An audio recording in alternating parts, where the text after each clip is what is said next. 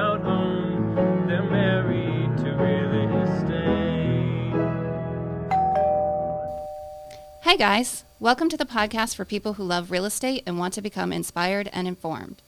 Whether you are a newbie real estate agent looking to get tips and learn a thing or two, or maybe you are a savvy property owner who wants to get a jump on the market, this is the place for you. We discuss our passion for real estate and people, and we bring together our personal experiences as well as our guests to learn from each other. You'll hear from experts in sales coaching, real estate law, mortgage lending, investing, and many local business owners on how to grow your business or your investment in real estate. I'm Mary Elliott. I'm Mary Forster. And I'm Mary McCauley. And we are Married to Real Estate.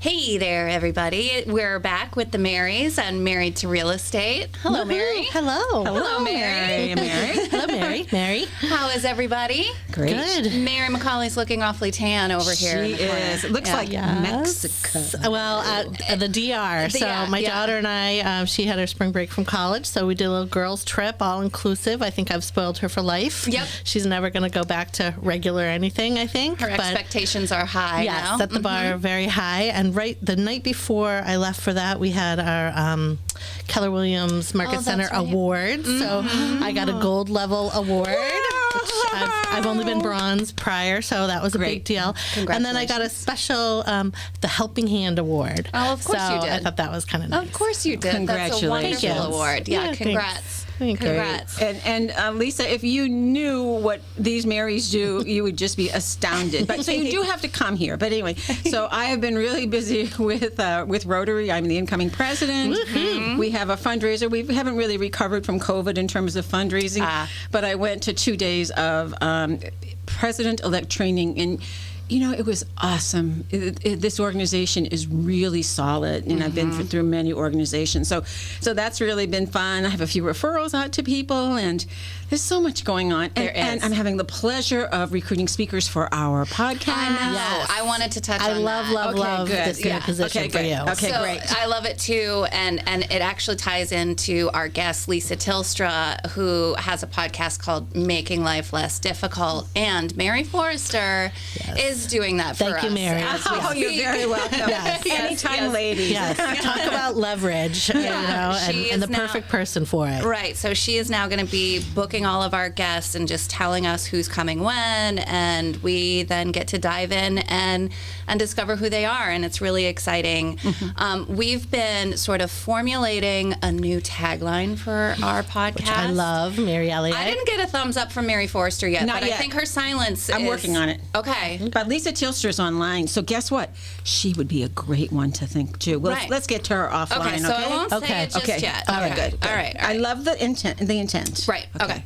So we're working on being more community builders in our podcast rather than just talk about real estate and Well, I think naturally we've sort of gone to that. Yes. We love having guests. We love Exactly. meeting people. That's why we're in real estate. That's that's exactly a part right. of the draw for all of us, connecting people and networking and the whole thing. So it's really interesting that it took that direction. it really is. And I think Lisa's a perfect guest to tie all of that in together. Lisa has lived in a multitude of places across the world. And I was, when doing my research, discovered that she has done 5 international moves in the short time span of 9 years, which does not sound like making life less difficult. But she's also a fellow podcaster, and she was kind enough in the beginning of our journey to sort of consult with us and give us some ideas and direction. And the bigger overarching theme I really pulled away from that was that there's abundance. There's no competition. We don't have to worry about what guests we're bringing in as far as competitive nature. Just there's a world of opportunity for everybody out there, and we can include everybody. And I think that goes into her sort of philosophy through life, from what I've understood. Excuse me. My first experience with her podcast was the REI Concierge with Tim Robinson, our dear Mary's nephew, and a previous guest of ours, where she really talks about the real estate investment business and how to streamline that for international residence across the world to invest in real estate in the United States. That is making life much easier for people. And I really love that podcast and have listened to a lot of it. But just discovered this new podcast, or I don't know how new it is. It's probably 2018, I think, is when you started it, right, Lisa? Actually, 2021. Oh, okay. I saw the website saying 2018, but a misnomer. Okay, so pretty new. 2 years. Yeah, 2 years. And it's fascinating. It just speaks to me your philosophy of making life less difficult in general is such a powerful way to approach life. And I see a common thread through your history. You have an enormously long resume of amazing things that you've done, including hang gliding certified, an ordained minister. Is there a wedding coming up? Yeah. Oh, we're all took. We're almost all took. We're all spoken for. There's not going to be a wedding over there. We do not require your services. Yeah. No, not happening. Love you, Lisa, but no. And then I think you started out your career as an occupational therapist. And to me, all of those things are making life less difficult for people. And I just wondered, in researching, if you could ever have imagined when you were in school to become an occupational therapist, where your life would have led you, and that there was a common thread through all of it. First, welcome. Yeah, I know. Right. And maybe Lisa could introduce herself. Mary is really passionate. Just a very passionate person. Thank you so much for the amazingly kind introduction. It is such an honor to be a guest on your show. And I just remember that first conversation where you all were thinking about doing a podcast. I'm like, yes, just do it. Get started. It's amazing. And so now to come back and you all are such successful professional podcasters. Thank you, Lisa. Award winning. Yeah. We came in third. Hey, it's an award. In our first year. So your question, Mary, about the idea of making life less difficult and could I have ever seen how my life would unfold? Absolutely, I had no idea in the world. I grew up in a small rural place and never expected to be living or really traveling internationally. I didn't have a passport until I was 29. So that's another thing that when I look at the list of countries that I have been to, which is in the low 80s now, it kind of blows my own mind of, oh my goodness, I have, like I'm sometimes speechless myself of how life has unfolded.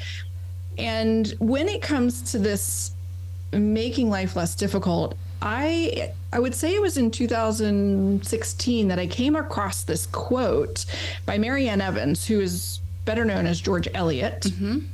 And it is, what do we live for if not to make life less difficult for each other? And that jumped out at me in such an amazingly strong way and just resonated so deeply. I thought this encapsulates my purpose in being, both personally and professionally, because that I've experienced people in my own life helping make my life less difficult during really difficult times of loss. And, there's no magic wand to make certain experiences easier or better in the moment. Sometimes we can't do anything, but we can make it a little less difficult. And so I feel so passionate about that. And oftentimes what helps make life a little less difficult is knowing I'm not alone. Whatever I'm going through, there's other people out there who have similar experiences, or even if they're different experiences, we can talk about our journeys and we connect, and feeling like I'm not alone makes life a little less difficult. And so that's what inspired me to start the podcast. Absolutely. so that we could share people's stories. And Mary Forster has been a guest. Yeah. And Jan-Marie has been a guest. Robinson. Yeah, and Tim Robinson. Okay. Yes. Yeah. Yes. So it's an amazing experience to get to meet these people and learn their stories. And I just love it. It's beautiful, and It is. I'm so inspired by it, and a story sort of popped to my mind. It's not a far off story. It's just from yesterday. But as I was thinking about making life less difficult and how you would go about that, I have a daughter who is 14, but she's been my daughter for the last 4 years, and so we don't have a huge long history together, but she had to get some blood drawn yesterday. And this was the first time she needed to have some blood drawn. And I could see that she was making the choice that this was going to be a very difficult task for her to get through. And she was getting very tense and very nervous. And I just looked at her and said, make the choice. This is not as hard as you think it is. Just make the choice. And it washed away. Wow. And that concept really hit home with her. She was in tears. And then she was like, okay, all right. And just took a couple breaths and got through it. And I think that's a huge crux of what you're sort of espousing into the world is you can make the choice to make life less difficult. And, are you seeing that when you talk to all of your guests? Is that something that's a common theme that is...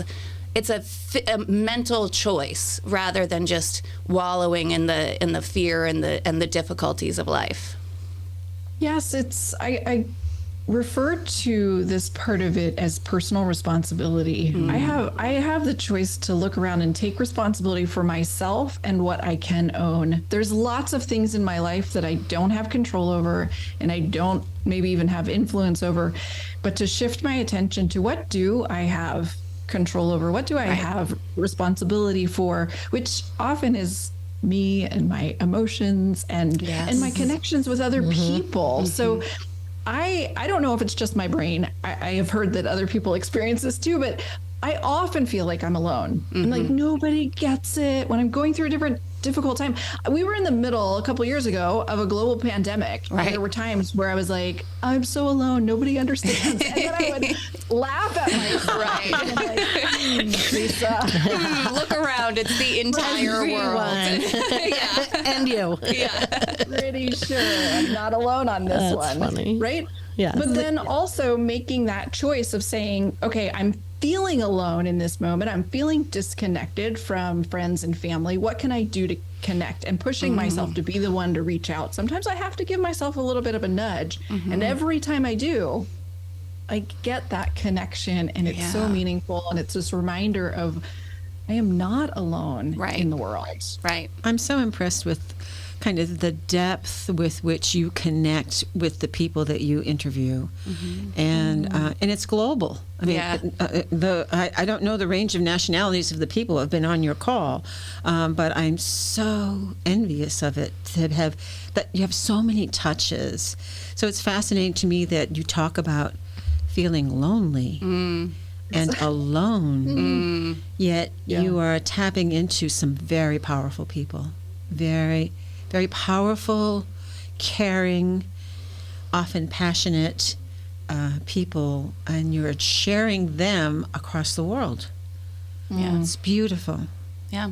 Oh, thank you for that, Mary. And all of those people get to fill your own bucket. You're putting them out into the world, but they're really giving you something too, and that's 100%. I think we experience that here in our podcast too. Definitely. Just getting to know some of these really amazing people, yourself included, that just make us feel better about the world that we live in, and it's really fulfilling. And I love that about our dual missions in our podcasts. Yeah. Well, and I love, Lisa, that you shared that you felt alone, because I think that's very brave to say that, considering, your life and what you have around you and your podcast and all the things you've done and traveled and accomplished, and yet you could still feel that way. I think that's really awesome that you shared that, like, very personal bit of information.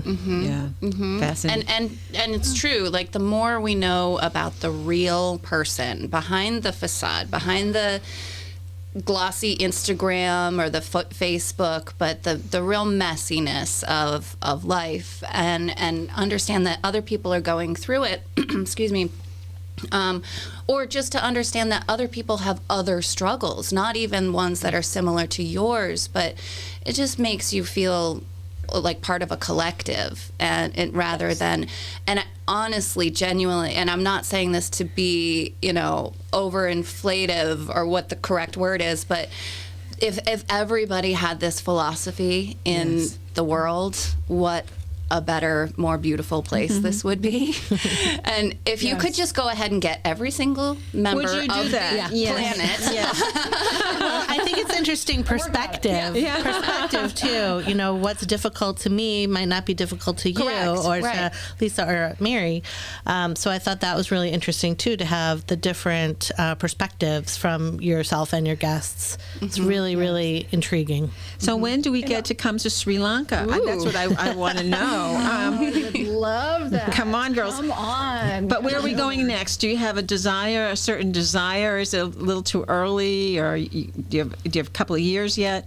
So we have about 7 months remaining in Sri Lanka. Okay. And then we will be coming back to the U.S. Wow. All right. For the first time, June, it'll be 11 years since we've been living Holy outside moly. the U.S. Wow. So it will be an adjustment to come back. Yeah. And, looking at ways even to make those adjustments a little less difficult. Something that I realized along the way, and when I saw this quote about making life less difficult for others, I realized that I do a lot sometimes to make my own life more difficult. Yes. And I am guilty. My husband sometimes jokes, and he's like, Lisa, if you have 4 options in front of you, you're going to pick the most difficult one. A woman who likes a challenge. I was discussing that. Yep. And while I still find value in doing difficult things and challenging myself, there's also a lot in my life where I can look around and I can say, hey, you know what? I don't have anything to prove. I don't need to do this the most difficult way. What if I'm a little bit easier on myself? And the beautiful thing that has opened up when you're talking about making the world a better place, for me, is I have learned to make my own life less difficult when I'm able to. I have more space and capacity in my life to then be present with other people and help make life a little less difficult for them. Yeah. And that's been transformational. Right. It's the principle of, putting the mask on in the airplane for yourself first, and then to the children or the person next to you. Yeah. How exciting you're coming back. That's really awesome. Tell us a little bit how that may or may not impact REI Concierge. Our listeners don't really know REI Concierge, so if you just briefly, where are you these days? I see you added staff and all kinds of things. Yeah. So the REI Concierge is, I guess we call it a boutique consulting firm mainly for Americans who are living outside of the U.S. and want to find and buy investment property back in the U.S. My husband and I started doing this when we moved overseas, and then we met Tim and Adrian in the Netherlands, and Tim immediately, I think he said, hello, nice to meet you. And then he said, I want to talk about real estate. All right. That's my nephew. We jumped in right away, and it's been really amazing to build a business with Tim and get to know people from around the world and expand our network, and then also get to know people around the U.S. and expand our network in the real estate world. So, when I come back, Tim's living in the U.S. now.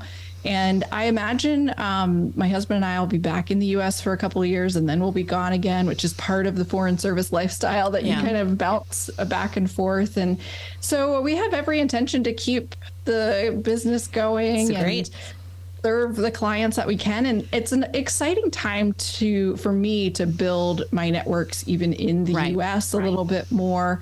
I have real estate in multiple markets in the U.S. So even when I'm back in the U.S., I'm not checking in on my properties in Kansas City in person. I'm not going to go visit my property in Florida. And so the same principles apply for investing from a distance. So yeah, we'll continue going as long as it makes sense. Yeah. But your clients, you're also serving people in the United States, right? So We are. Yeah. Yes, and it's wonderful. And you have sent people to us. We appreciate the referrals Anytime. so much. Yes. So, ladies, what I do is that people have $100,000. They don't have. It's not a lot necessarily. I don't know what the market looks like now in some places, but a couple of years ago when we were starting, $100,000 could easily get you into a market in Alabama, and they have the contacts. So, Right. Carl and I own a property. Yes, I in remember. Bessemer, Alabama, and what I like about Tim and Lisa is they're conservative. I'm not conservative in terms of fiscally. I'm cautious, but I'm not conservative. Oh. And they are. They parse it. They really do, and they have all kinds of systems to parse it. So, our audience, if you are interested in investing in what they call turnkey real estate, Right. like Lisa said, you don't even see it. Right. They will connect you through this country. And have you ever set foot in that property? No, and I won't. Right, and but yet you're earning income on it every month. I am. It's so cool. I mean, it's so great that there's a system out there that can help people do that.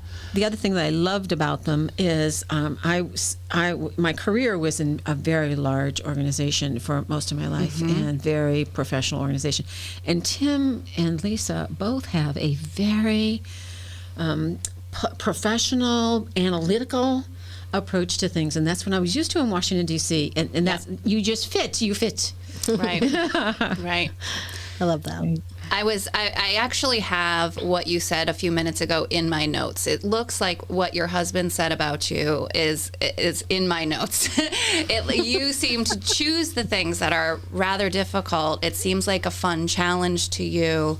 But because you can put it through a filter of, okay, here's this very hard thing, but how do we break it down and make it easy? Yeah. I think if you just say, I live in Sri Lanka and I'm going to buy a property in Alabama, that seems impossible. It's like unsurmountable. But you have the type of brain, and you and Tim together have that, just break it down and make it simple. These are the steps. These are the things you can do. Money's what it takes, and we'll just put the money in the right places and make the right connections. And I think that's such a theme for life in general. That seems like an insurmountable task to some people, and then when you just get into it and break it down, it's not that hard. And when you have the right people on your team. Yes. Real estate investing is a team sport. I mean, you all know that so well, right? We can't do it alone. And so when you find the right people on your team, it's this amazing experience and journey and connection. And I find people in the real estate investing world just so generous. And again, the vast majority have that perspective of abundance. And hey, you know what? I can't buy every property. I don't want to buy every property. Right. Let's spread the wealth. Let's share the wealth. Let's share the connections. And I love that aspect of it. Yeah. And I think for us as real estate people, it's part of our demeanor as well. That's really what a real estate agent does, or a real estate referral agent, is making somebody's life easier. We're the go-between to make the whole situation less stressful, solve the problems before they become problems, and just be able to make it a streamlined thing. So I think there's a similar mentality through all of your sort of venues that you work in. And I'd love to hear more about your coaching, because the team aspect and emotional intelligence coaching sounds very intriguing to me. Would you tell us a little bit about that? Yes, I would be happy to. Well, as you mentioned earlier on, my first career was as an occupational therapist, and I loved my work as an OT, and had plans at that point to get a PhD, to go into academia, to teach, and was really hoping or planning for my life to turn out that way. My first husband passed away when I was 28, and that really caused a huge pivot in my life. Yeah. I had a hard time going back into the medical setting. I took some time off work, but I remember the first time going in for an interview, and I couldn't stomach being in the medical environment anymore. Yeah. And I really had this deep desire to work with people in a different way. Because of everything that I have been through, there's a part of me that just said, hey, I don't want this just to, get lost in my life. Like, how can I create meaning out of this loss and this experience? And I started sharing my story quite a bit, and that's where I really started feeling the power of sharing my story at that point. It was very it was healing for me. I'm so grateful for the people and the spaces that I was able to share that. And then I transitioned. I went back to OT for a little while, worked in home health care, which was beautiful because it wasn't a clinical setting, and it was lovely to be in people's homes and help them there. But then I ended up getting a job as a university chaplain, and it was very much through connections and people who knew me. Sure. And I had been thinking about ministry, but wasn't really sure how to do it. So I got this job. And then I was part of a leadership development program that was run by a coach. And he was teaching us how to use coaching skills in our work. It's a group of pastors and teachers. And I remember the first day in this training, I had this sense of, what is this thing called coaching? This is what I want to do. All right. This is it. Yeah. And so I just fell in love with it. And I engaged that coach who was training us in a coaching engagement, so to learn more and to figure out, okay, how might I transition out of this phase in my life and get training as a coach. And coaching is, to me, it's such a beautiful space to hold because I'm really in partnership with my clients. It's a very much a peer-to-peer relationship. I'm not coming in as an expert to tell you what to do. We're not digging into past and trying to heal trauma. I mean, that's the realm of therapy and counseling, and coaching is in a different realm of, okay, well, where are we now? Where do we want to go? It's forward looking. Yes. And really built on this philosophy that people are creative and resourceful and whole.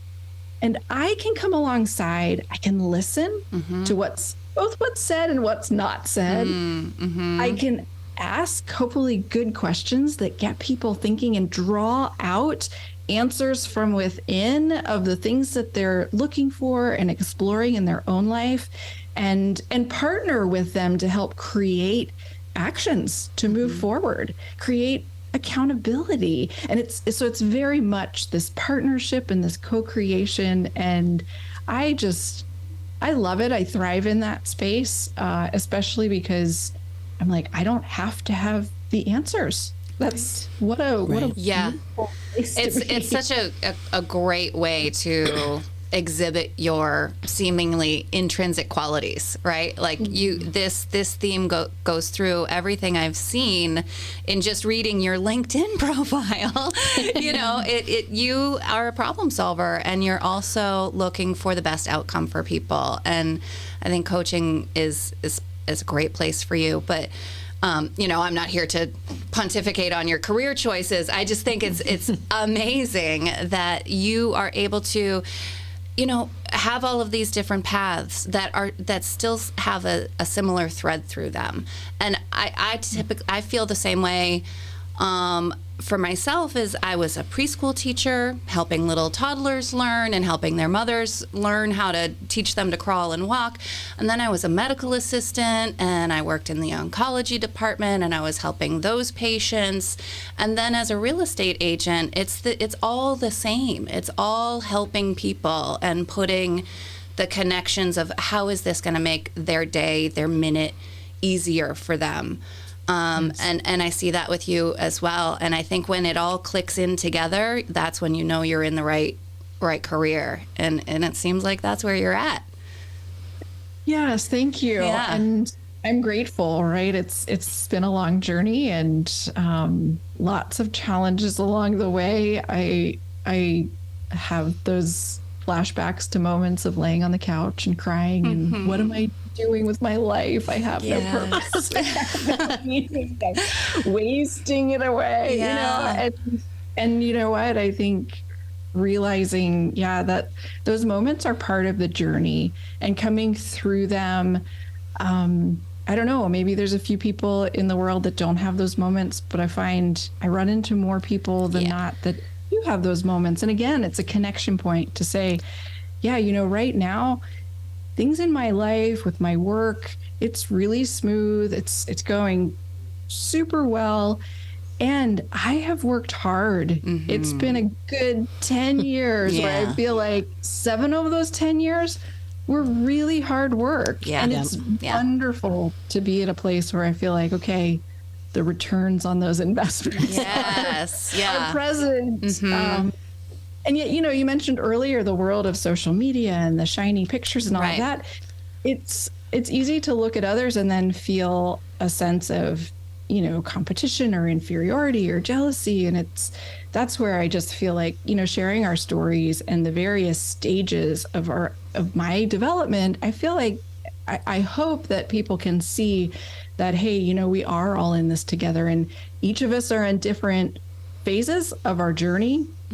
And, those of us who might be in a sweet spot right now, it's like, okay, well, there's also been difficult times. And I kind of take the approach of, hey, right now, I'm so grateful. Things are going so well, and knock on wood, right? It's lovely. And I have no idea what tomorrow holds. So I'm going to wake up tomorrow and I'm going to face the day and the potential challenges and problems that come along, and try not to anticipate them too much, but just, kind of anticipate in the way of saying, I have the capacity to handle whatever challenges come up when they do.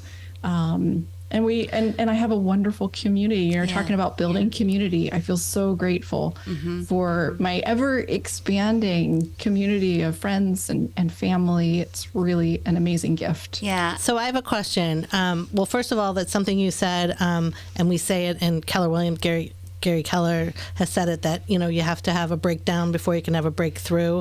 And so that you said something very similar. But my question is, how much do you think, what motivates you is self-awareness and drive? How do you see those working together? Self-awareness is foundational. When I think about my life and the growth, I have worked with a number of different counselors and therapists and coaches over the years. I've been very intentional about my development of my self-awareness and understanding my journey.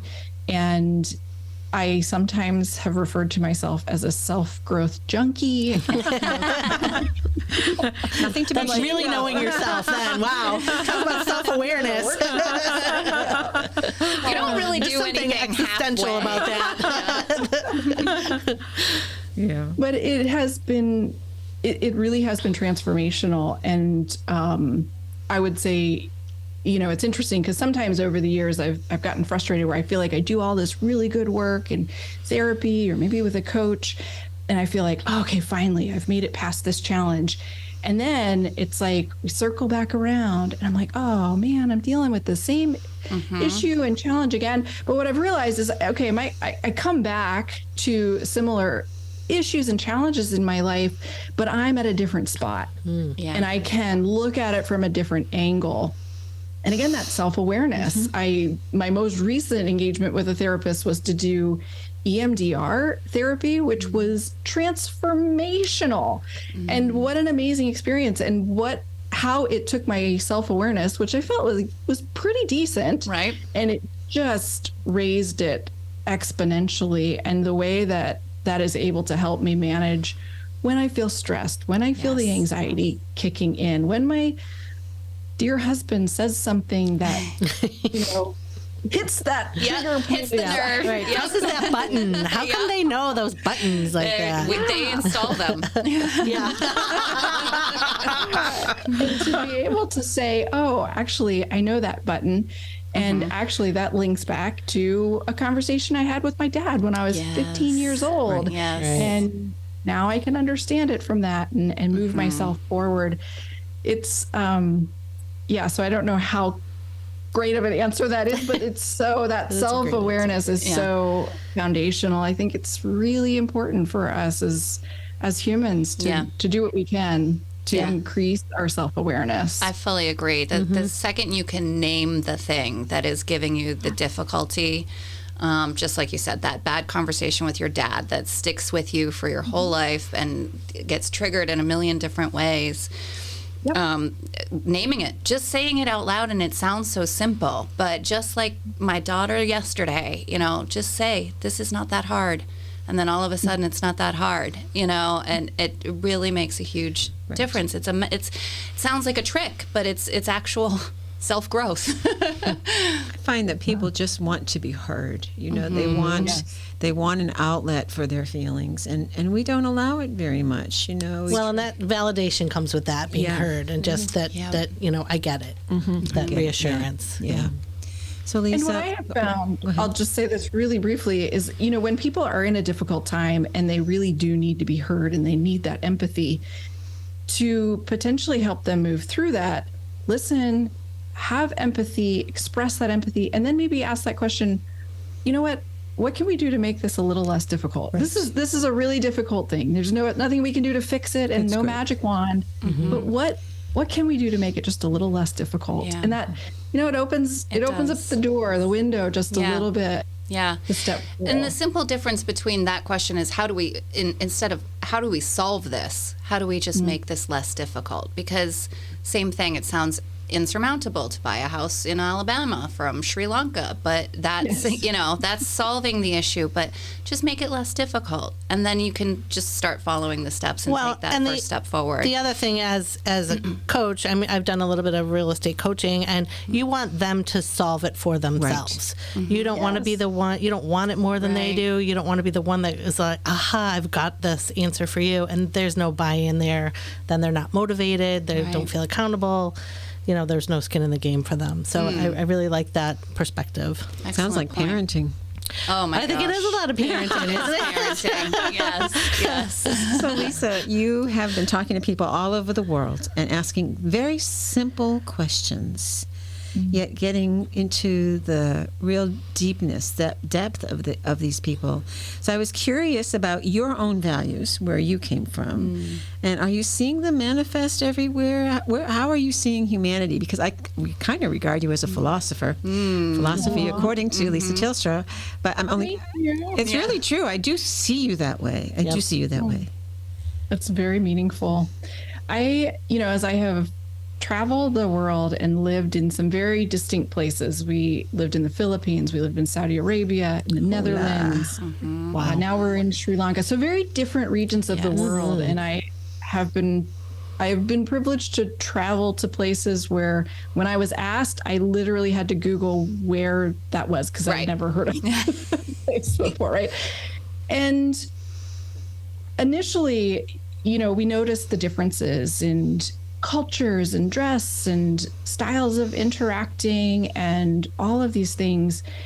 And what I have found everywhere I go around the world is very quickly, it is easy to connect human to human. And one of the places I feel like it really started to stand out to me was Saudi Arabia, because people asked us all the time, what is it like to live in Saudi Arabia? And I lived there before women were allowed to drive. So I wasn't allowed to drive. I'm wearing the abaya and all covered up and things. And, I could talk a little bit about the differences. And then I found myself so quickly pivoting and saying, but you know what? Like, the people are just people. They want the same things we want. They want their kids to be safe and educated and well taken care of, and they want to find purpose and meaning in life, and they want connection, human to human. And so that's one of the most beautiful discoveries of traveling and visiting these different places and living in different cultures is, yes, of course, there's differences, and those are interesting to learn about. And yet, human to human, we're truly human everywhere. And there's not a place I've been where people aren't interested and willing to step into meaningful conversations. And when they're given that space to share a little bit about themselves, and they see that demonstrated by someone else, so they know this is a safe space, explore and connect. I have yet to go anywhere where that connection and meaning doesn't happen. And it's really such a beautiful, beautiful thing. Lovely. It is. It is beautiful. I like that, flipping the perspective. Like, yeah, you're different. Yep, these are all the differences, but look at the similarities and like how long that list is. Yeah, and I personally use that as a anxiety trick. If I am scared of a big meeting, a big client, big heavy hitter, he's got all these letters after his name that I don't have, and I'm going to go in and meet them, I just remind myself, he's a person, and he was somebody's son, or she was somebody's daughter, and they were, just as scared in middle school as I was, or, had a difficult experience in life, and we're all just people. There's nothing more scary about one person versus the other. And it's really just your perspective and finding those connections, just like you do, Lisa, that makes that melt away. And you just can walk into a meeting and say, hey, buddy, how's it going? And I found that as I switched from, we'll call it normal real estate, to relocation real estate, I'm getting more and more executives as my clients, and people have asked me similar questions. Isn't that scary? They're getting these high level executives that you just sort of talk to on the phone one day, and it's not scary. It just, you can fall right into it and realize that this is a dad who has a family at home and wants to make sure that his 7th grader is going to have a good experience in the new place that he lives. And it doesn't matter what his PhD says, he's still just a person. Yes, 100%. I did a lot of real estate for the Saudi embassy in D.C., and it was rentals for 1 year. I was just starting as a realtor. 11 Saudi families who were going to be there 6 years, no social security number, no credit history, because there's no credit in Sharia law. And at first it was very exotic. And then I realized they're just people. Right. Just people. And the first thing I would say to the wife is, when are you going to drive? And the husband's saying, yeah. Oh, when are you going to drive? And the wife is saying, oh my God, I'm going to drive in Northern Virginia? Yeah. It was so cool. It was so cool. Yeah, that's awesome. Want to tell us about Sri Lanka? What do you like about it? Sri Lanka is a fascinating country. It's one of those countries that I didn't know much about before finding out we were moving here.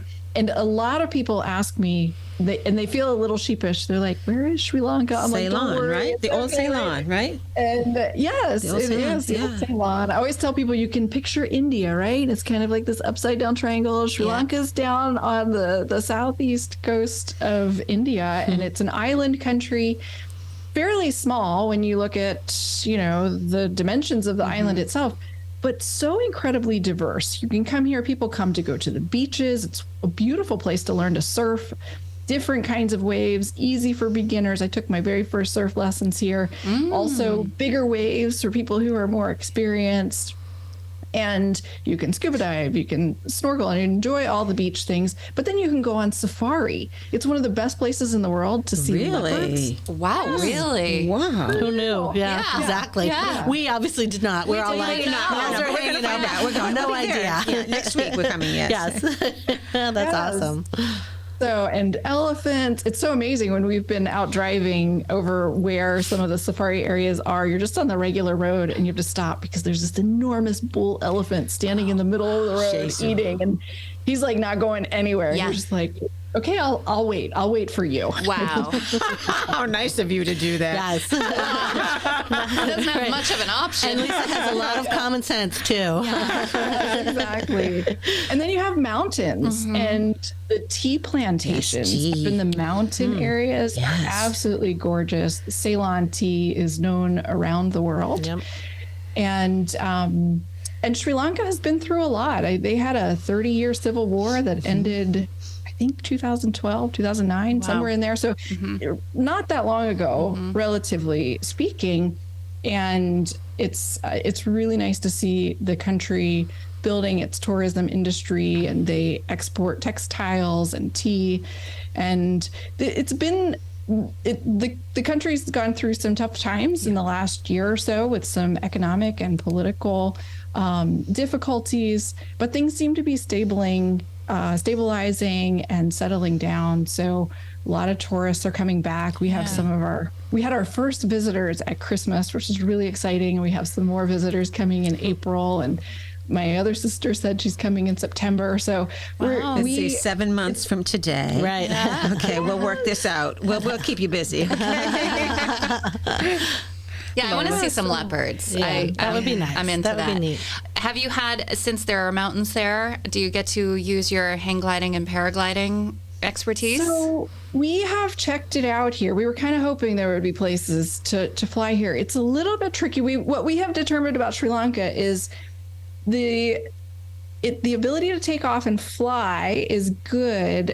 Finding the appropriate and safe places to land is the problem. Yes. It's not like you can do a loop. Not many valleys. There's not big areas of flatland. If they are, lots of rice fields, which can be really wet, which, isn't the end of the world. But then there's a lot of electrical lines and wires, and all of that's a challenge. And then some of the areas, one area we went, they're like, oh yeah, here's the landing zone. It was really small, and if you went too far over it, you're in the jungle. Leopards. Yeah. No, thank you. I think I'll just Can meet a leopard up close and personal. Yeah. All right. So that sounds like something that's a little too difficult to surmount at this moment. Nepal. Yeah. So let's go to Nepal When you come back to the States, you'll be back at it, right? But the altitude in Nepal, it must have been unbelievable there compared to Sri Lanka. Oh, right. Yes, Nepal is amazing. The Himalayas, we've gone twice since we've been here. It's so convenient. It's a 3.5-hour flight from here to Kathmandu. So it's fantastic. And those mountains, I love the mountains. That is like my sweet spot in the world. And the Himalayas are, they leave me speechless. Just neat. Unbelievable. And the people there, the experience, we've had some really nice times in Nepal. And that's part of the beauty of living in different countries, is traveling in the region and getting to know different countries and cultures regionally too. It's really a great experience. It's so inspiring that you've said yes all of those times, that you just say yes to the very challenging things that come up in your life. And some people would say, okay, so my husband's telling us we need to move to Sri Lanka, and I think not. I am just very impressed, and kudos to you for always saying yes to those difficult choices. And thank you. And making things less difficult. And making it less difficult. Making it less difficult for everybody. Doable, and leading the path to say, listen, guys, this isn't that hard. Even jumping off of a mountain with, wings strapped to your back, not that hard. Which is hard for me to believe, but it's learnable. Let's just say it that way. It's learnable. Okay, I like that. So Lisa, we need you to come up here when you come home. Yes. When you come back to the States. I would love to. Come visit These us are in person. beautiful We'd love towns, beautiful towns. And Miss Groton here, Google Groton, Massachusetts. Miss Groton here is the ambassador from Groton. And Miss Westford here, Mary McCauley, is like, she's head of the CAT She's board. head of everything. She's head of everything. Yeah. And you're head of everything. I'm head Yes, you are. Madam President of the Rotary. Yeah. So come on up. We'll fetch you. We'll show you a great time. I would love that. That's and I so will take wonderful. you up on that. Yeah. And you all are most welcome in Sri Lanka up until the end of October. I'm here. When does the rain start? The rainy seasons aren't too bad here. It's not that hard. Don't worry about it. It's still Sri Lanka, so Okay, it's not that difficult. Yeah, it's not that difficult. Just bring an umbrella. Thank you so very much. Thank for being you, with Lisa. us. Thank you, Lisa. This has been wonderful. I really appreciate your time. You're our fairy godmother. Thank you. Yes, you are. Thank you. Without you. You all just fill my heart. You're just so cool and loved. Thank you so much. Okay. All right. Okay. Have a good evening. Bye bye. Yes, go to sleep now. Thank you. All right. Bye, Lisa. Thanks. Bye-bye. Bye.